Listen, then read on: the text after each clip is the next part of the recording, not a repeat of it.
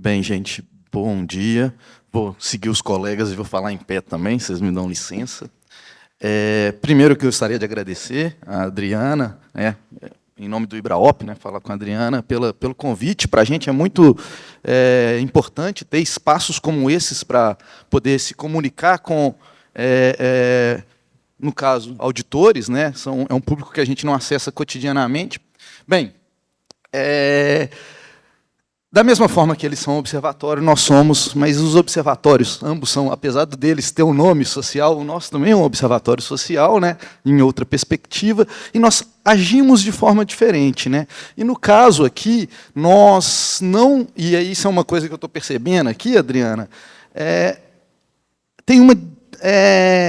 questão que a gente não tem aqui. Até agora, eles fizeram a auditoria das obras, pensando as obras e os gastos, os custos, a manutenção da obra. Nós, enquanto observatório da BR-319, não é esse o nosso foco. Nós não trabalhamos muito em acompanhar os contratos, apesar de termos alguns trabalhos sobre isso. Nós temos outras perspectivas. E aí a minha apresentação hoje vai ser para mostrar um pouco como nós funcionamos enquanto observatório, por que a gente tem que olhar para uma obra como a BR-319, que é uma obra bastante complexa, é um caso, e também vou trazer um pouco, aí eu vou pedir licença e me rememorar dos meus tempos de sala de aula, e vou apresentar um pouco da história da BR, que vai mostrar como que ela tem uma complexidade em si, que faz com que a gente tenha que olhar para ela de uma forma mais pormenorizada, digamos assim.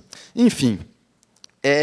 primeira coisa que eu gostaria de trazer é assim, quem somos nós, do Observatório BR-319. Quando você olha o título do nosso observatório, por princípio, você vai pensar, pô, eles ficam olhando a obra BR-319, é o que você vai pensar nesse primeiro momento. Mas o que nos amarra não é a obra, não é a estrada ali, mas sim o interflúvio Madeira-Purus. O lado esquerdo aqui está o Purus, o lado direito está o Madeira. Por que a gente faz isso? Porque a BR, a gente considera 13 municípios diretamente impactados pela BR.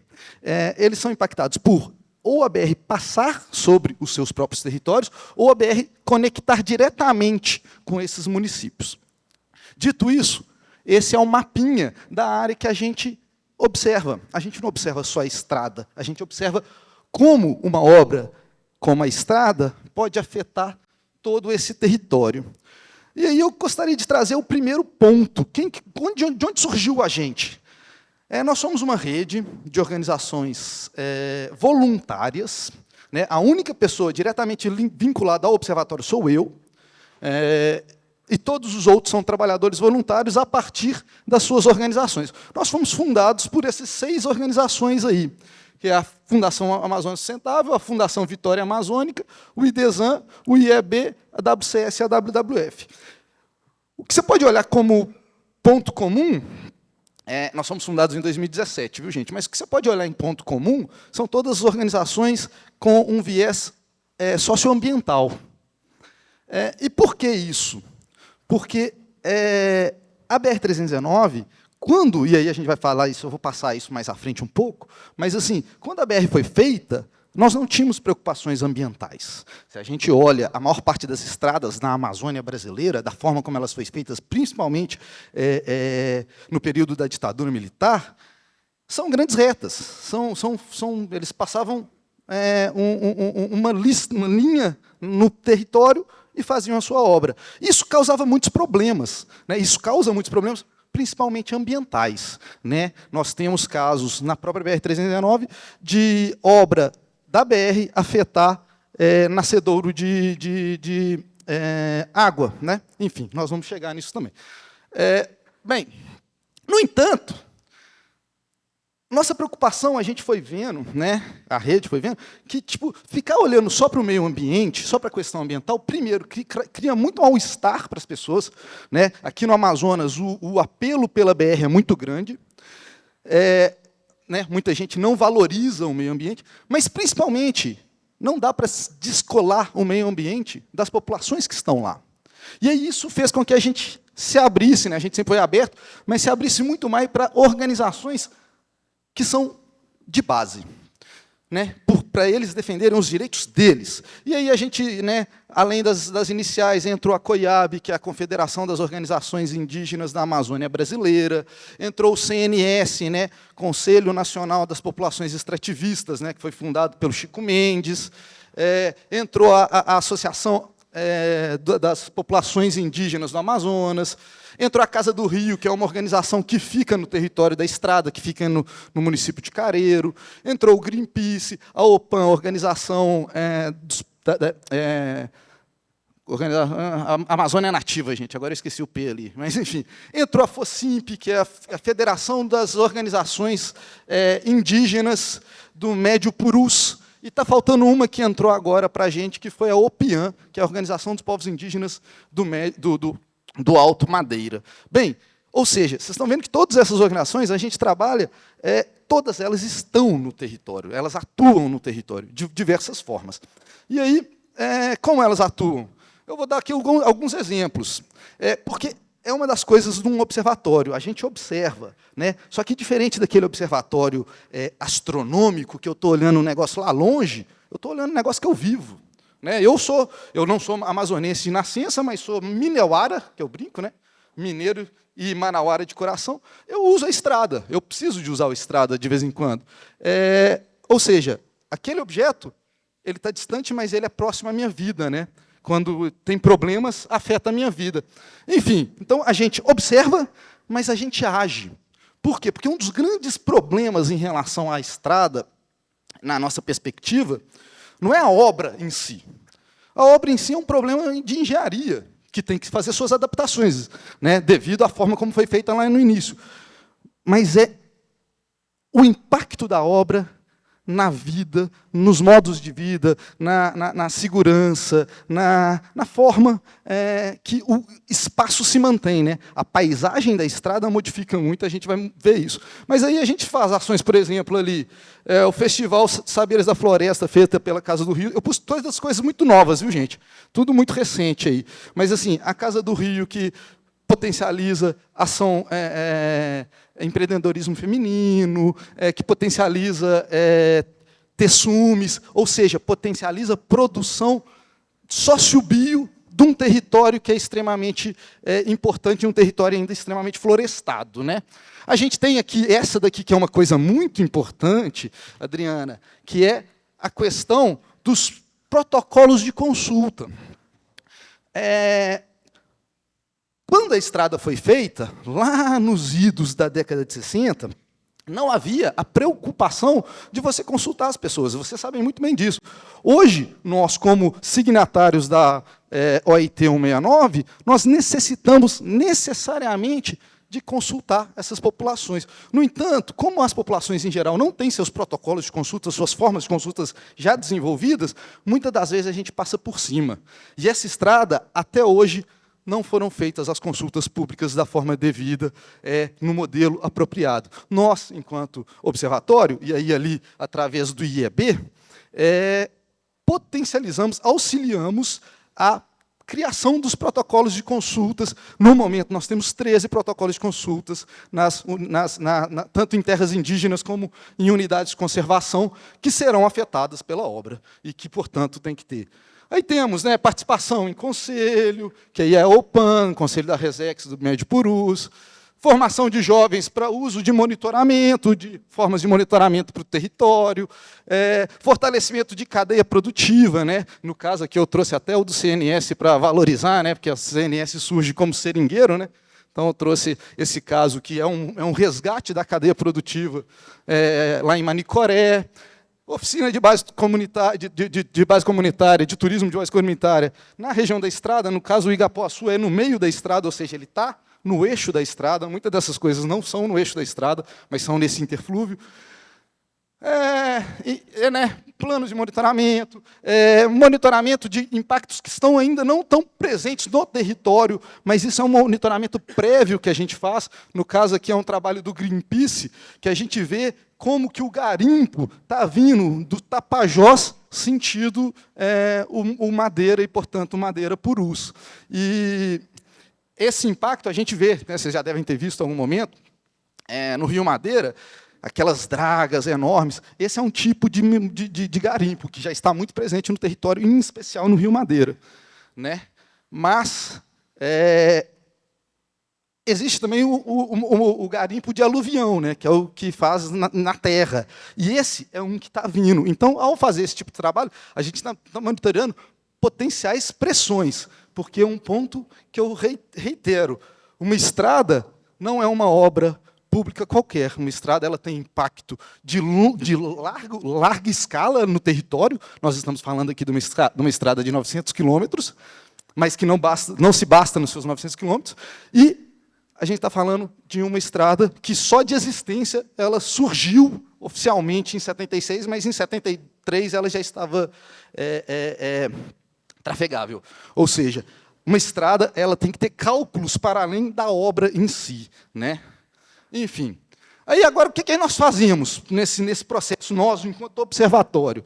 Nós temos 4 grandes linhas. Nós fazemos monitoramentos, que são basicamente monitoramento de foco de calor, desmatamento e abertura de ramais. Ramais é um problema muito grande nessa história toda aqui, né, que vai criando um processo de desmatamento muito amplo, né. É sabido que se concentra a maior parte do desmatamento na Amazônia brasileira em um raio de 5 quilômetros de estradas e ramais. Logo, isso demonstra um potencial de desmatamento enorme. Enfim, né, a gente temos a geração e divulgação de informações. Nós temos um boletim informativo mensal que é repassado para toda a população, né, para quem tem interesse.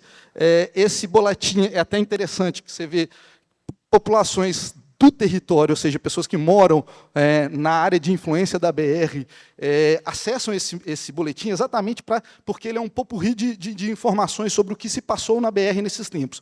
Porque, muitas das vezes, as coisas ficam um pouco nebulosas, não são, né?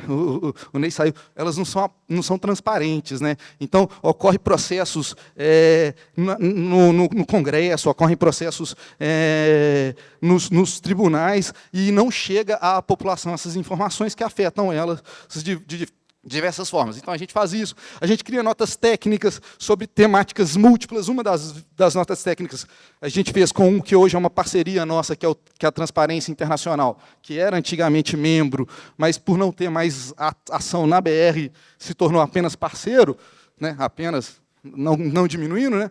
Mas eles, por exemplo, fizeram contratos de obras da BR, né? E fazemos estudos temáticos. Temos um repositório de informação que é muito importante, porque uma das coisas, aí talvez é até o meu cacuete também, quando eu puxo, como sociólogo, uma das coisas que a gente precisa de saber é a história. Sem a história, você comete erros recorrentes. Então, a gente tem uma linha do tempo, que é uma fonte de informação sobre tudo o que vai ocorrendo. Então, acontece uma ACP que andou um pouco para frente, né? Hoje, nós temos 2 ACPs diretamente ligadas à BR, né? Uma sobre o licenciamento prévio e outra sobre protocolos de consulta, né, que a gente não foi feito. Então, o Ministério Público, os 2 o Ministério Público está diretamente envolvido. Um é o Ministério Público entrando diretamente, o outro foi o Observatório do Clima. Enfim, nós temos um mapa interativo que é interessantíssimo. Você consegue ver o território como um todo, em diversos sentidos, terras indígenas, unidades de conservação, estruturas de saúde, estruturas, enfim, é um grande mapa. E também temos uma biblioteca de informações, de documentos e tudo mais. Por fim, mas não menos importante, e talvez é até o que me traz aqui, nós fazemos articulação. Mas, diferente do Observatório Social, nós não temos como foco uma ação ativa de litigância, de coisas do gênero, né? Nós somos mais articuladores. Nós participamos, por exemplo, participação de fórum, né? A gente tem o Fórum do Amazonas... Ai, caramba, Fórum Amazonas, eu não vou lembrar o termo, mas que é o Fórum de Regularização Fundiária do Estado do Amazonas. Nós participamos desde que ele surgiu, né? Ele surgiu mais ou menos junto da gente. Nós participamos de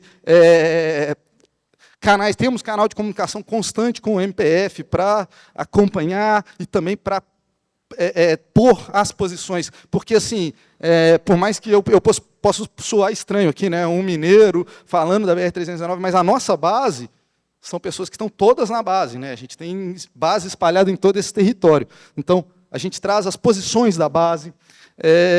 Enfim, e a gente tem, por exemplo, a gente está acompanhando hoje, tem o plano BR-319, né, que foi anunciado há poucas semanas pela ministra Marina Silva.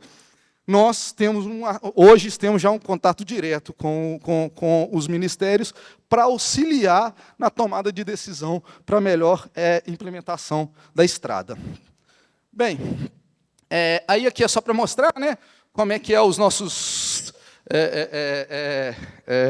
monitoramentos. Aí uns dados, a gente está em 13 municípios, temos 42 unidades de conservação, 69 terras indígenas e um TUC, que é território de uso comum. Eu vou até só falar um pouco do TUC, mais à frente vai ter uma fotinha também, algumas coisas que eu estou falando aqui, a gente vai repetir, assim vai aparecer na frente de novo, mas o TUC é uma política pública em que um popurrí das nossas organizações se articularam para fortalecer um território na cidade de Manicoré, em que era terra pública não destinada, e a gente auxiliou eles a se articularem para criarem um novo modelo de regularização fundiária. Os dois estados que estão mais avançados nisso hoje no Brasil é o Amazonas e o Piauí, que facilitaram esses processos. No caso, o TUC não é documento individual, é CCDRU, né? É concessão de direito real de uso, ou seja, é comum. É uma das estratégias que a gente faz e que foi muito fomentada pelo Observatório. E isso faz com que a gente aumente a governança sobre todo aquele território, que esse é um dos grandes desafios que o projeto, que eu falo que é o projeto Processo BR-319, gera, né? Porque aí vamos chegar aqui. Enfim, aí, só para vocês verem, a gente faz acompanhamento espacial, jurídico, social, ambiental. Aqui é a nota técnica da Transparência Internacional que eu citei. Aqui é a capa do boletim, viu, gente? Só bem simples aí. Aí, a nossa linha do tempo, a biblioteca, um mapa interativo, que é bem... Quem gosta de mapa é divertidíssimo. Dá até para brincar lá. Né? Participação, Fórum Diálogos do Amazonas, a gente solta nota de posicionamento sobre questões múltiplas que envolvam a BR. Né? A gente, por exemplo, ontem, a gente estava numa agenda relacionada ao decreto 52.216 do governo do Estado do Amazonas, que regulariza o programa de regularização, que normatiza o programa de regularização ambiental do Estado. É uma coisa que afeta muito todo o nosso território, portanto, nós nos articulamos, porque a gente tem que participar disso. Isso é uma das funções, como trouxe o colega Ney, a sociedade tem que fazer parte dessa discussão. Enfim, aqui a gente já falou um pouco, mas é isso. A gente tem, né, eu não vou repetir muito o que os colegas já falaram, mas eu gostaria de dizer uma coisa muito importante da nossa discussão sobre a BR. Nós, enquanto observatório, nós focamos muito naquele questão dos direitos. A BR ela afeta muito diretamente os direitos específicos das populações que estão ali. Há de se lembrar que na BR, por exemplo, no lado do Purus, né, pro lado do Purus, nós temos indígenas não contatados, né, ainda, né, indígenas com isolamento voluntário, em condição de isolamento voluntário. Ou seja, a gente tem que defender os direitos específicos dessa população de se manter a par da sociedade nacional. A gente tem que focar nos direitos específicos também de quem está lá na Vila de Realidade, quase lá em Humaitá, que é uma região que está tendo um impacto muito grande. Mas a gente tem que, né, que é uma região de madeireiro, mas a gente tem que respeitar quem está no Igapuaçu, que é uma localidade no meio da estrada, e que foram pessoas que foram para lá há 20 anos atrás, há 50 anos atrás, e que hoje estão ainda nessa estrada. Ou seja, a gente tem que respeitar o todo, mas a gente tem que respeitar o direito difuso. E aí, por que o direito difuso? A gente tem na nossa Constituição que todos temos direitos ao direito a um ambiente saudável, né? Tendo isso em perspectiva e considerando que o Interflúvio Madeira-Purus é uma das regiões mais preservadas de toda a Panamazônia, e, além disso, a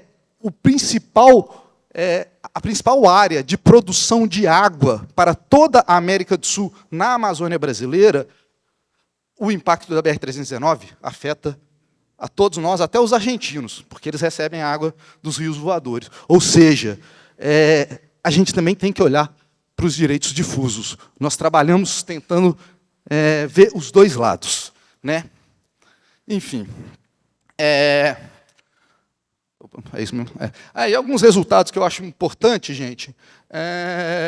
Bem, vou focar num. Esse daqui. Esse é um resultado que eu acho muito relevante dos nossos trabalhos.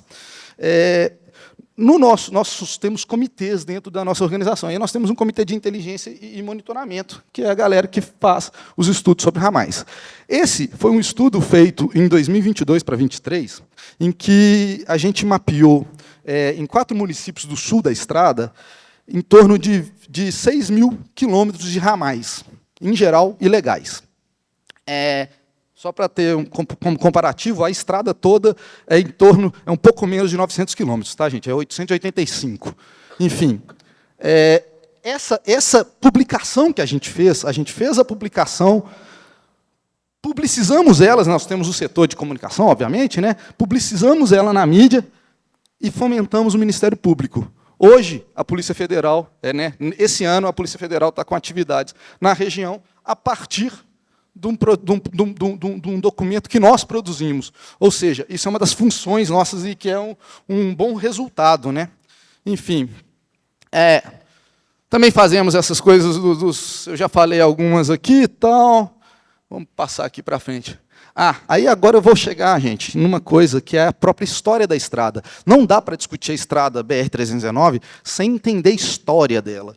E aí eu gostaria de trazer um pouco desse negócio. A gente tem aqui a história, eu boto fé que a maior parte de vocês aqui não são do Amazonas, né? Mas, assim, aí tem que passar um pouco da história. A Zona Franca de Manaus foi proposta em 1957. Em 67, ela é modernizada, ela amplia. E isso faz com que tenha uma pressão muito grande para o aumento de logística, né, gente? A Zona Franca veio para cá sem que Manaus tivesse boas estruturas. E aí, o que acontece? Nesse momento, rola uma pressão para melhorar essa infraestrutura logística, e uma delas é a BR-319. Nessa condição, a ditadura militar fez algo único nessa estrada. Enquanto todas as outras estradas que foram abertas na Amazônia brasileira na época, elas eram abertas e não eram asfaltadas em vista de ver se tinha razão, se tinha fluxo e se tinha razão econômica, portanto, para se manter. E também, enfim, esse ponto. Mas, e aí nas estradas, se a gente for olhar na história, o que era feito? Você abria a estrada e fazia as agrovilas, né? Se não tinha vilas, não era de contato,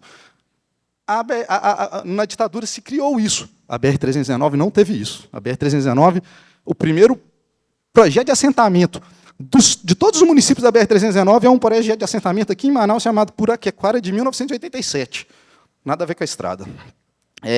Enfim, nesse contexto, então, a estrada BR-319 ela não liga, ela não tem uma função de ligação, como é o normal das estradas, né? Eu faço uma estrada para ligar localidades já existentes, ou eu faço uma estrada para potencializar a ocupação desse território. A BR-319 é a exceção dessa regra toda.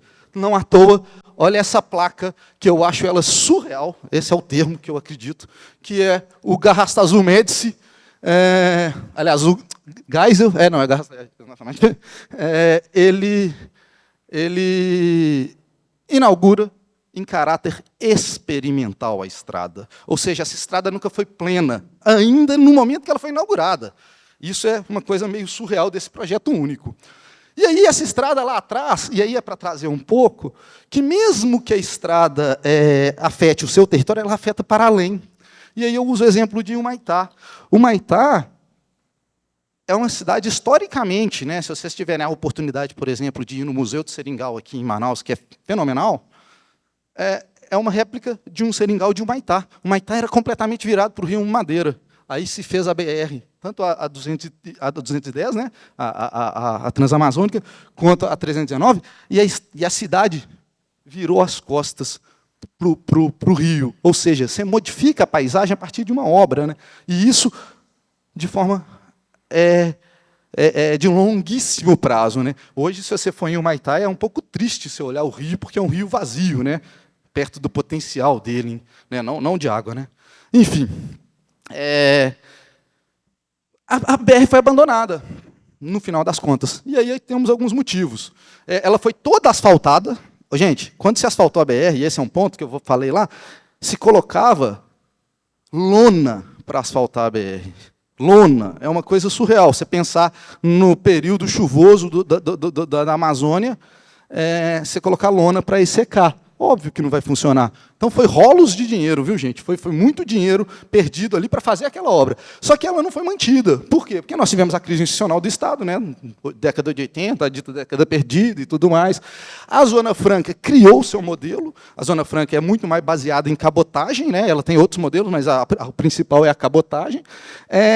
Nunca criou-se uma demanda forte de tráfego, né, na estrada, até por isso, poucos municípios, você tem, né, na beira da estrada mesmo, você vai ter o Careiro, Humaitá, Manaus aqui e Porto Velho, ou seja, quatro cidades em 900 quilômetros quase, diretamente ligadas. Né?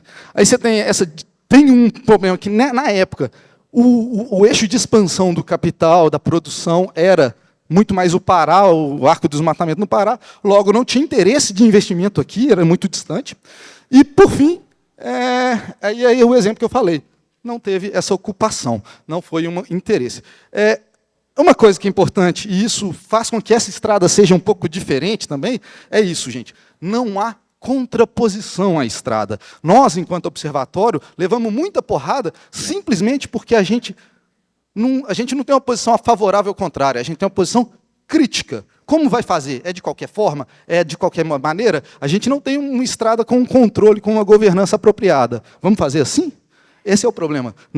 O problema não é existir ou não existir a estrada. É aquele território não acessar serviços públicos básicos, como um todo. E eu vou falar isso. Mas, enfim, não importa a ideologia. Esse é um projeto comum. E aí, depois a gente teve esse processo, e aí eu já estou indo para o final, que é esse processo da retomada da BR. É muito doido, porque não é uma obra inacabada. É uma obra que existiu, mas nunca deixou de existir. Teve um momento, entre 88 e 2001, que ela era quase fechada, as copas das árvores se tocavam, e ela só era mantida por causa da linha da Embratel. Nessa época, gente, a estrada era aventura completa. Hoje, a estrada eu atravessei ela há pouco tempo atrás. Ela é bastante tranquila de atravessar. Mas o ponto é, durante muito tempo, essa existência dela foi gerando consequências. E aí, por isso que eu falo que ela é um projeto-processo. Ela é um projeto porque ela é uma proposta, mas ela é um processo, porque lá em 2001, o FHC mandou estruturar as duas pontas, aqui perto de Manaus, lá embaixo, perto de Porto Velho. E aí você já gera um processo. Aí você vai... Eu dei um salto aqui, viu, gente? Eu não fiquei muito... Né? Aí você vai em 2014 e você faz a ponte do Rio Madeira. Né? O Rio Madeira, que é um rio que está sofrendo bastante, né, com grandes obras.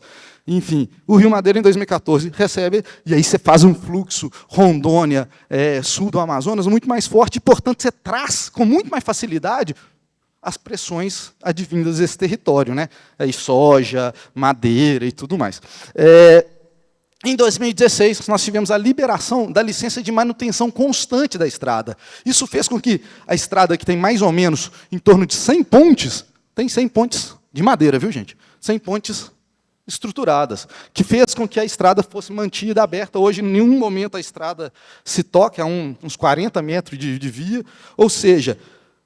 Esses fatos levam à migração, levam à especulação, levam a acessar inúmeros os territórios como um todo e fazer as pressões que o capital costuma fazer nesse sentido.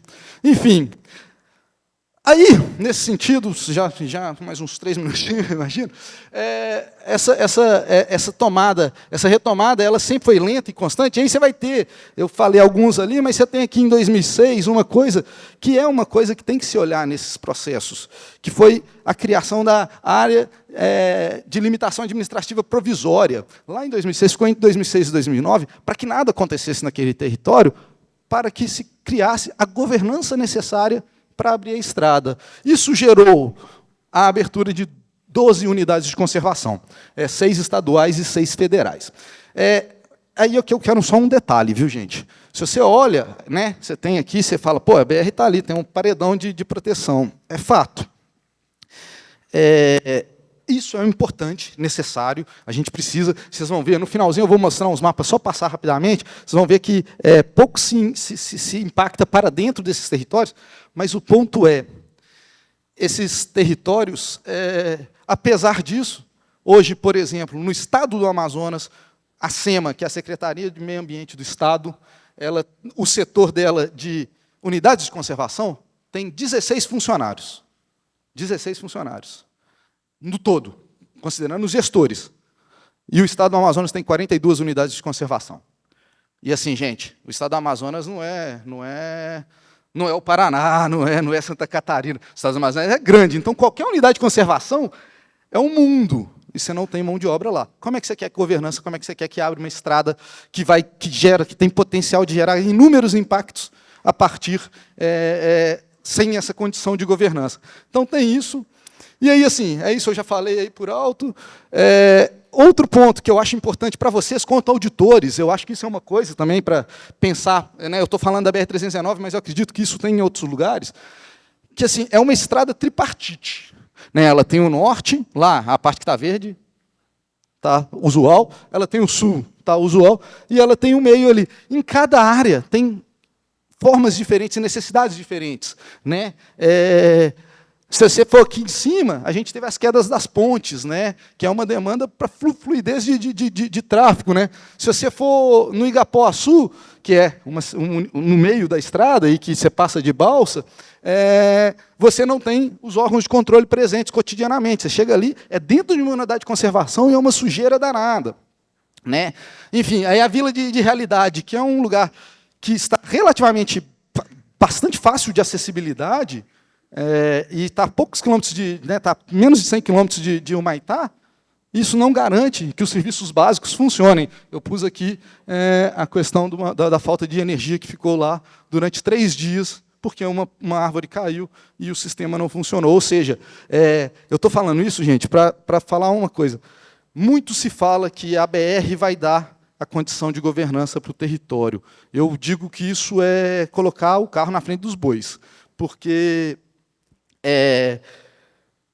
enquanto não houver o acesso aos serviços básicos, aos direitos básicos, né, aquela população está à mercê de várias coisas. Então, ali você não tem acesso à saúde, à educação. Então, como que a gente quer que o Estado chegue lá só com a estrada? A estrada não vai trazer coisa boa só, ela vai trazer muita coisa ruim. Traz vantagens, enfim. Já chegando no ponto final, aqui é um pouco do retrato, assim, gente, aí é finalmente mesmo. Só para vocês verem, lá em 88, olha um pouco de impacto. Aí vai crescendo, ó. Ó, como é que isso daqui é 40 quilômetros, tá, gente, esse raio aí que a gente está fazendo. Mas você vai vendo, ó, só voltar aqui, em 2016 é quando você tem a liberação da manutenção da estrada e você torna a estrada constantemente trafegável. Olha 2016, 2020, 2022, 2024. O impacto está aumentando e cada vez mais. E esse impacto ele vai se expandindo e vai modificando a própria forma de relação daquelas populações ali. Enfim, isso que eu queria mostrar só para vocês verem aqui, né, que eu falei ali. TIs, vocês têm as TIs, você vê que não entra. Olha uma tupi aqui embaixo, né, que é 230. Não entra muito pouco para dentro das áreas de terras indígenas, ou seja, é uma estratégia. A mesma coisa, já menos, mas ainda assim, as unidades de conservação acabam, mesmo com baixa governança, acabam sendo uma boa estratégia. E aí, por fim, só para mostrar, olha como é que fica. E aí, esse é um ponto, e a gente está trabalhando nisso. Regularização fundiária não é simplesmente dar acesso ao direito à terra. Regularização fundiária é das principais ferramentas para a gente combater não só a grilagem, como o desmatamento e tudo que vem junto. Então, aí eu acabo.